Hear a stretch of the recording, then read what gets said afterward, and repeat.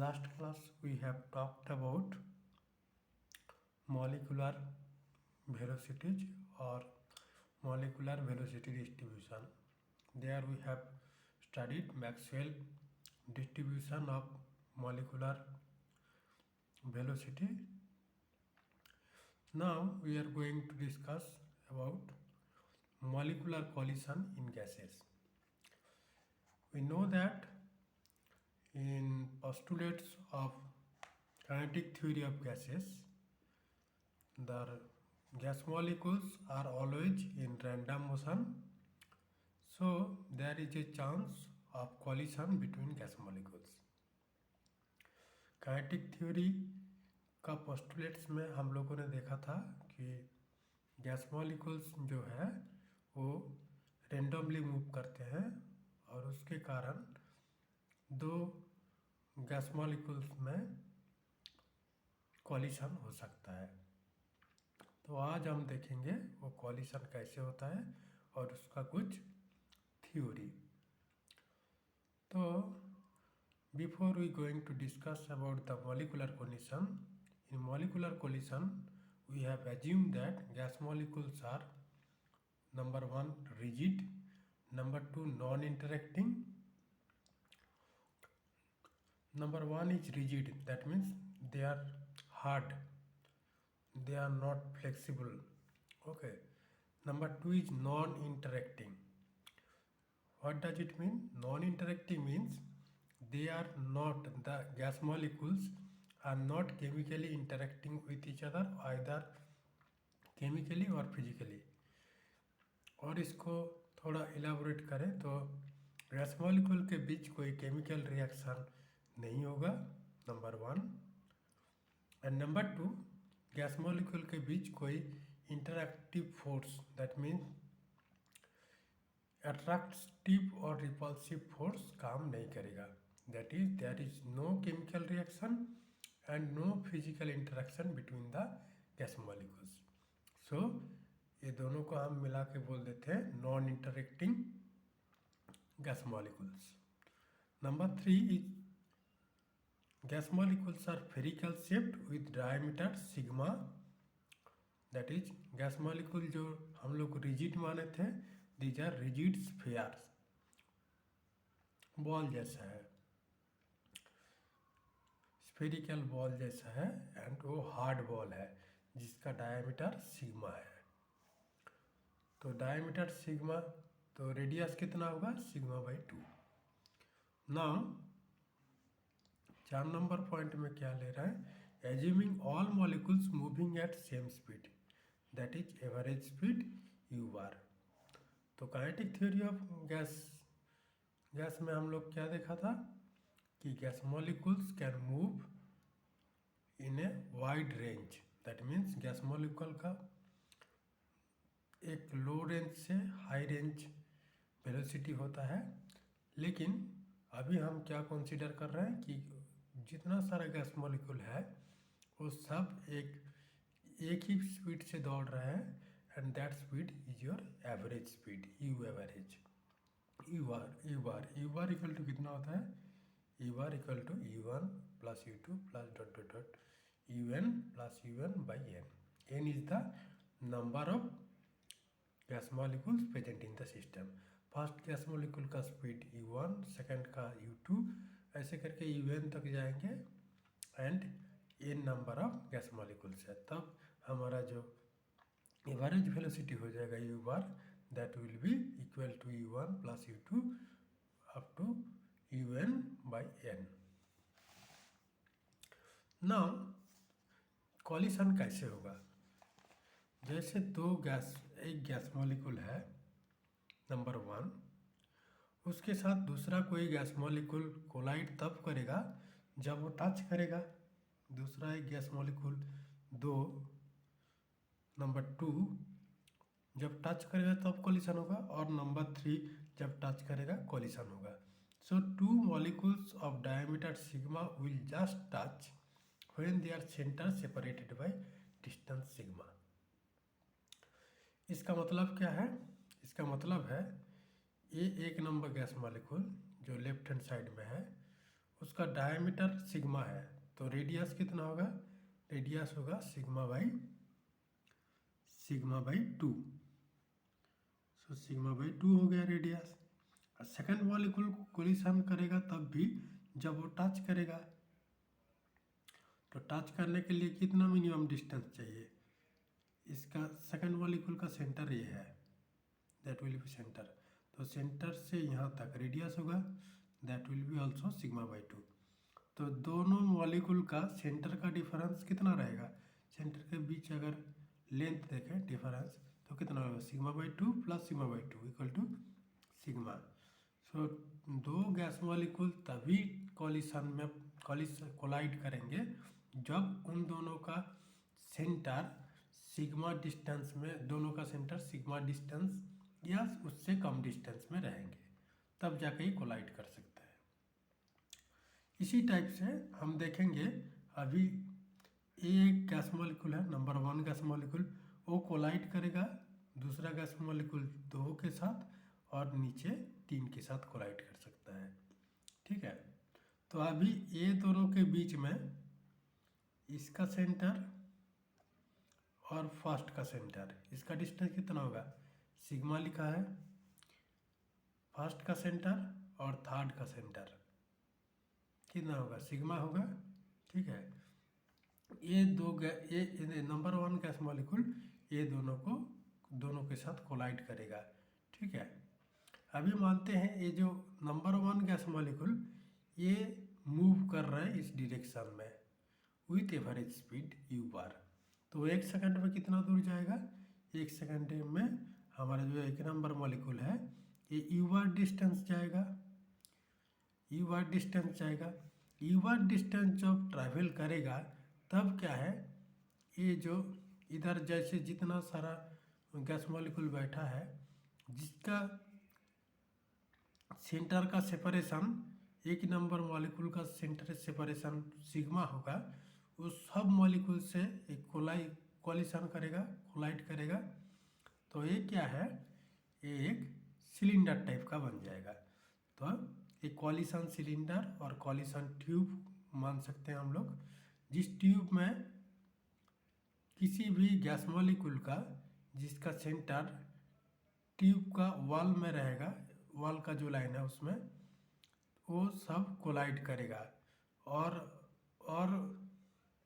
उसको हम अच्छे से बता सकते हैं, जो भी गैस मॉलिक्यूल जिसका सेंटर एक नंबर गैस मॉलिक्यूल का सेंटर से सिग्मा डिस्टेंस में है वो सब मॉलिक्यूल कोलाइड करेगा, क्योंकि हम लोगों ने ये देखा था सिग्मा डिस्टेंस के अंदर कोई भी मॉलिक्यूल आ जाएगा जिसका सेंटर एक नंबर गैस मॉलिक्यूल का सेंटर से सिग्मा डिस्टेंस में है तो वो सब कोलाइड करेगा।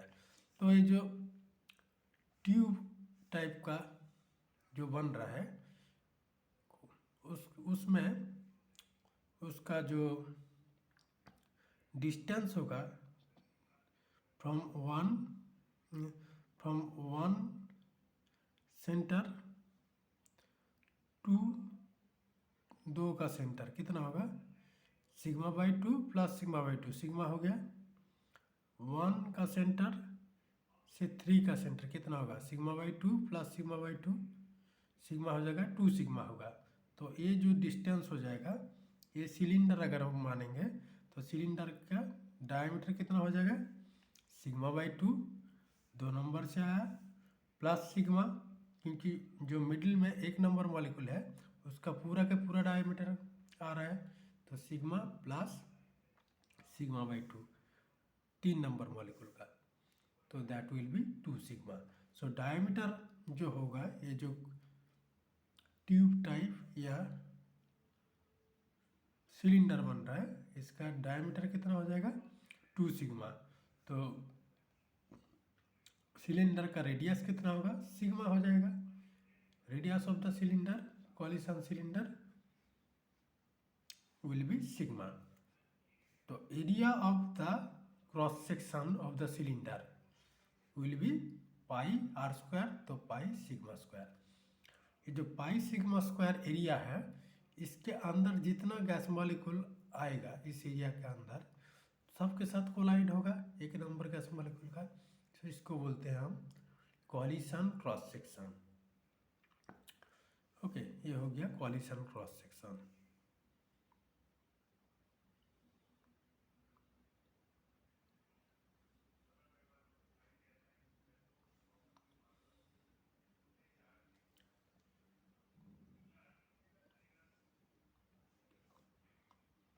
That will B coalition cross section. So coalition cross section क्या है?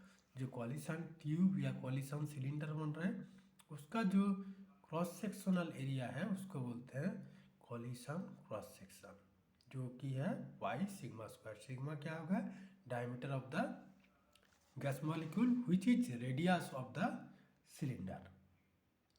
ओके, ना ये तो गया सिलेंडर कैसे बन रहा है। तो जब एक नंबर मॉलिक्यूल यहाँ से यहाँ तक मूव करेगा 1 सेकंड में यू बार डिस्टेंस, तब जो सिलेंडर बनेगा उसका लेंथ कितना हो जाएगा? L U bar, and diameter कितना हो जाएगा? 2 सिग्मा। ओके, तो नंबर ऑफ कॉलिशन, ये जो एल डिस्टेंस में जितना सारे मॉलिक्यूल रास्ते में आएगा जो कि सेटिस्फाई करेगा, जिसका सेंटर सिग्मा डिस्टेंस में होगा, एक नंबर मॉलिक्यूल का सेंटर से सब कोलाइड करेगा। सो हम लोग अब डिटरमाइन करेंगे कितना नंबर ऑफ कॉलिशन एक नंबर मॉलिक्यूल यहाँ से यहाँ तक जाने में एक्सपीरियंस करेगा और कितना नंबर मॉलिकुलर कॉलिशन होगा। तो इसको बोलते हैं नंबर ऑफ कॉलिशंस। तो उसके लिए क्या करेंगे? पहले सिलेंडर का वॉल्यूम निकालेंगे। सिलेंडर का वॉल्यूम क्या होगा? 1 सेकंड में यू बार डिस्टेंस जाएगा, ये हो जाएगा एल, और cross sectional area into L. तो क्या होता है? सिलेंडर का वॉल्यूम होता है। So volume equal to V equal to sigma pi sigma square you bar.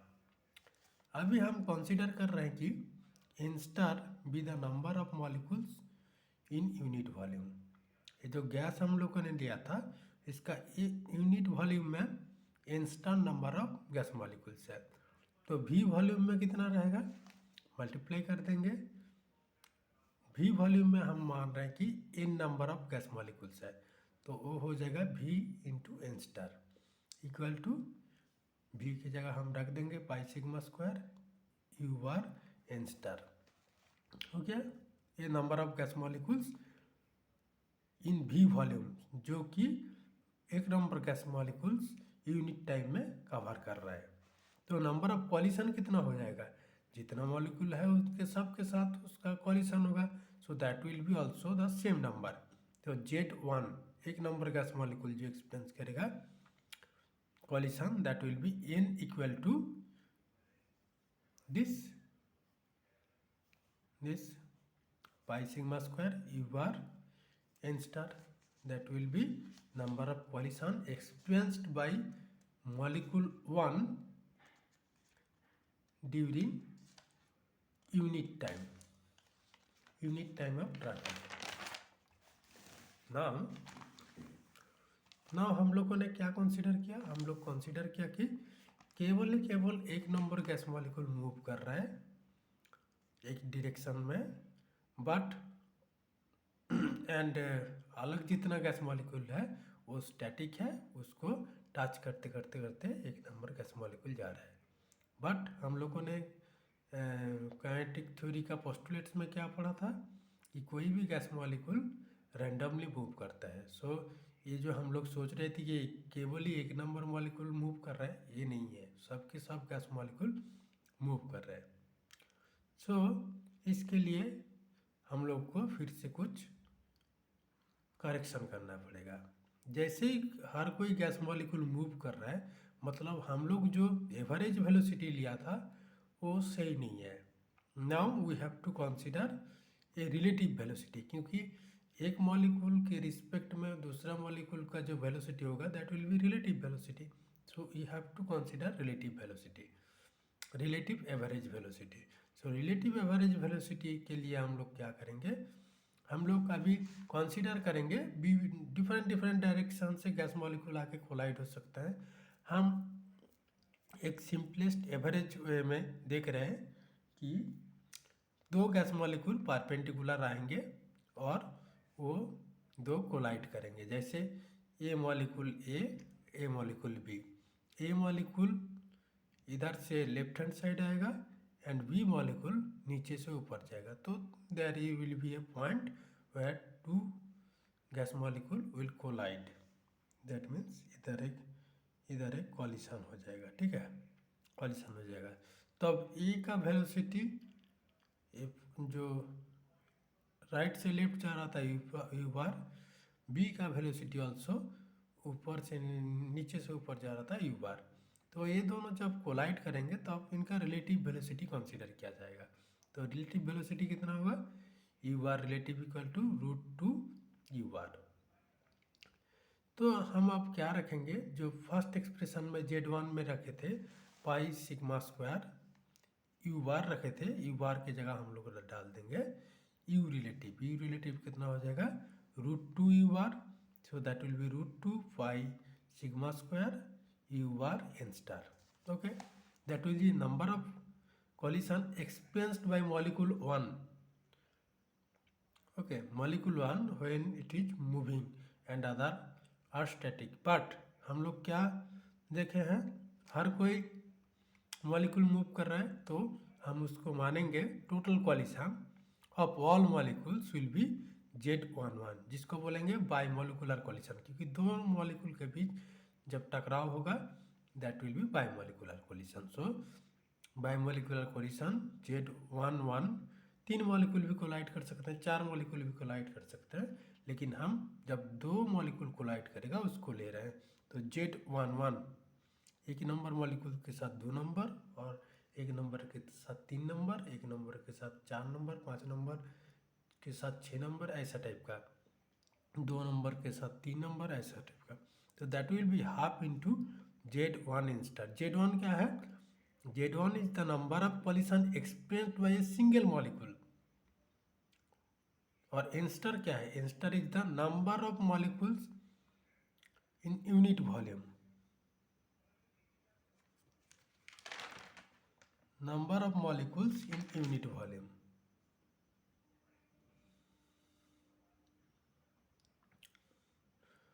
So that will be Z1 into n star.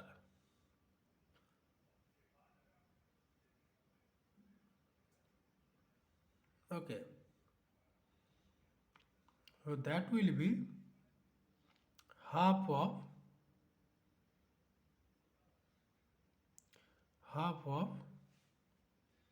Z1 into n star. So Z √2 pi sigma square u bar n star. So why we consider this half term, because जब binary coalition देखेंगे तब हम क्या है, अगर half नहीं लाएंगे तो एक कॉलिशन को हम 2 बार काउंट कर लेंगे। जैसे 1-2 को कॉलिशन को भी काउंट किया, फिर 2-1 को कंसिडर कर लेंगे, ये क्या है, डबल काउंट हो जाएगा। So we have taken half Z1 n star. Okay, तो हाफ Z1 n स्टार कितना हो जाएगा, that will be our binary coalition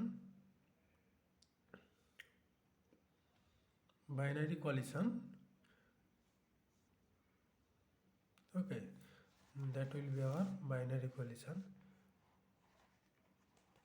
per unit volume per unit time. Okay, now अगर collision between two different type molecules, A B अगर तो different molecule है, let's say it is hydrogen, it is chlorine, so that time Z12 binary collision between hydrogen and chlorine will be pi sigma 1 square u bar, average velocity n1 n2 are the concentration of, that means n1 star n2 star भी कह सकते हैं, concentration of A and B, और sigma 1 2 will be sigma 1 plus sigma 2 by 2, and इधर एक mu दिख रहा है, क्योंकि हम लोगों ने जब मॉलिकुलर वेलोसिटी डिस्ट्रीब्यूशन पढ़े थे तो एवरेज वेलोसिटी क्या देखा था, u are equal to √8 kT by pi M था। नाउ ये दो गैस मॉलिक्यूल अलग अलग है, तो इसके लिए हम म्यू यूज करते हैं। म्यू क्या है? Mu is the reduced mass. Reduced mass equal to 1/μ equal to 1/m1 plus m2। इसका मतलब क्या है? अगर दो मास m1 एंड m2, ठीक है, m1 एंड m2 है, इसको हम एक सिंगल मास में कन्वर्ट करेंगे, तब क्या है? उसको हम रिड्यूस्ड मास बोलेंगे। ये वो सिंगल मास कहाँ से रहेगा? That single mass will be reside on the centre of gravity of this two masses. ठीक है, सेंटर ऑफ ग्रेविटी से ग्रेविटी में रहेगा, एंड तब क्या हो जाएगा? ये दो बॉडी का जो मास है उसको हम एक बॉडी का मास जैसा ट्रीट करेंगे, उसको बोलते हैं हम रिड्यूस्ड मास म्यू। और mu equal to 1/μ equal to 1/m1 plus 1/m2। अभी आते हैं जो हमारा और एक टर्म है, that is mean free path. Mean free path क्या है? The average distance travelled by a molecule between two successive collision is known as mean free path. Gas molecule सर रेंडमली मूव कर रहे हैं, तो रेंडमली मूव करने में क्या होगा? बहुत सारे कोलिशन होगा। एक नंबर गैस मॉलिक्यूल 2 नंबर से टकराएगा, फिर एक number gas molecule 4 number gas molecule से टकराएगा, 5 नंबर से टकराएगा, एंड सो ऑन। ये जो पहले एक मॉलिक्यूल से कोलाइड किया, उसके बाद दूसरा एक मॉलिक्यूल से कोलाइड करने तक जो डिस्टेंस ट्रैवल करेगा, दैट मीन्स ये मॉलिक्यूल कोलाइड किया, फिर ये आके यहाँ और एक दूसरे एक से कोलाइड किया, that will be my lambda. दो सक्सेसिव कोलिशन के बाद बीच में जो डिस्टेंस ट्रैवल करता है, A B, this is C. ये molecule sorry B molecule A molecule यहाँ से यहाँ तक पहले कोलाइड किया बी के साथ, फिर आया इधर सी के साथ कोलाइड किया सेकंड, उसके बाद वाला कोलिशन। ये दोनों कोलिशन के बीच में जो जितना डिस्टेंस ट्रैवल किया B molecule sorry A molecule, उसको बोलेंगे mean free path. Mean free path equal to average distance travelled per unit time by number of collision made by a single molecule per unit time. Average distance travel per unit time कितना? एक second में कितना दूर जा सकता है? By number of collision made by a single molecule per unit time. हो गया? एक सेकंड में कितना दूर जाएगा और एक सेकंड में कितना कोलिशन करेगा, तब क्या हो जाएगा? एक कोलिशन से दूसरे कोलिशन करने में कितना डिस्टेंस कवर कर रहा है, ये पता लग जाएगा। So average distance travel per unit time, that will be U bar. एक सेकंड में कितना दूर जाएगा, U bar, and number of collision per unit time Z1 एक को मान रहे हैं, तो that will be U bar by root under 2 pi sigma square you bar N star equal to 1/√2 pi sigma square N star. That will be our mean free path. तो mean free path में क्या है? Mean free path is not related to the average velocity और velocity of the gas molecule. It is related to the diameter of the gas molecule and the concentration और number of gas molecule present in unit volume, उसके साथ related है। तो अभी देखेंगे effect of temperature and pressure on lambda and molecular collision. That means जो mean free path, उसमें temperature and pressure कैसे इफेक्ट करता है, एंड नंबर ऑफ कोलिशन में इसका रोल क्या है। In order to discuss effect of temperature and pressure on lambda and Z1 and Z11। Z1 क्या है? सिंगल मॉलिक्यूल जब मूव कर रहा है, बाकी सब स्टैटिक है। Z12 जब सब मॉलिक्यूल मूव कर रहा है एंड दो मॉलिक्यूल के बीच में कॉलिशन हो रहा है, binary coalition. first we have to consider temperature dependence of n star. That means n star, that is concentration of gas molecules, and u bar is the average velocity. So PV equal to nRT, nRT equal to n prime by NaRT. n prime क्या है? Number of gas molecule present in the system. तो P equal to कितना हो जाएगा? n prime by V, V is the volume of the gas, R by NaT. R by Na क्या हो जाएगा? That will B R by Avogadro number, that will be Kv. Kv is the Boltzmann constant. So n prime by V, n prime by V क्या हो जाएगा? n star हो जाएगा. So n prime by V equal to n star. So n star equal to P by kBT. P by Boltzmann constant into temperature. So n star, that is the concentration of gas molecule, number of gas molecule per unit volume will be proportional to P by T. P is the pressure and T is the temperature and Kv is constant. उसके बाद again the average velocity depend on T as following. T expression में हम लोगों ने क्या देखा था? Average velocity U average equal to root under 80 by PM. तो U बार जो है वो रूट T के साथ प्रोपोर्शनल है. So mean free path lambda, जिसको हम लिखते हैं 1 by root 2 pi sigma square n star. तो lambda is proportional to 1 by n star. Now n star is proportional to P by T. So lambda will be proportional to T by P. T by P. Directly, it is directly proportional to temperature and inversely proportional to pressure. Okay फिर हम gales law से क्या जानते हैं? P proportional to T, that is when P is constant, lambda is proportional to T. When T is constant, lambda is proportional to 1 by P. Again, जब volume constant होता है तो तब क्या होता है? P proportional to T. Okay, P proportional to T. तब क्या हो जाएगा? लैम्डा proportional to constant और लैम्डा कांस्टेंट होगा. कैसे होगा? At constant volume and constant volume P proportional to T equal, और इसको क्या लिख सकते हैं? P equal to Ct. C क्या है? C is the constant. Now lambda को हम लोग क्या जानते हैं? लैम्डा जब टी पी कोई कांस्टेंट नहीं है, दोनों नहीं वेरिएबल है, तब lambda proportional to T by P, और lambda equal to M into T by P. M is the proportionality constant equal to, अगर हम p equal to C T डालेंगे, C T that will be m by C. M एक constant है, C एक constant है, तो constant हो जाएगा. And constant volume lambda will be constant.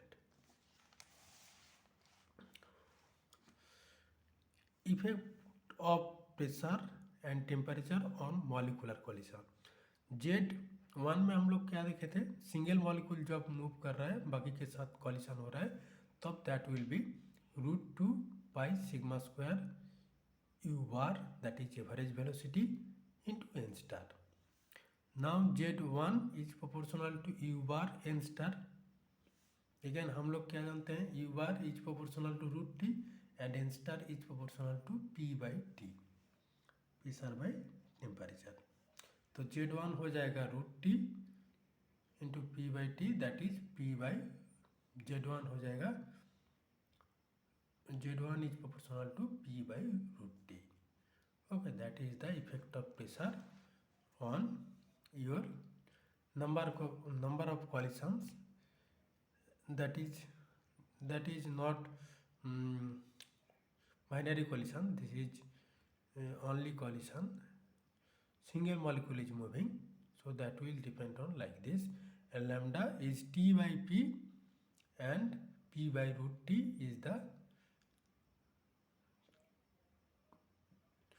number of collision experienced by a single molecule is proportional to P by root T. Okay.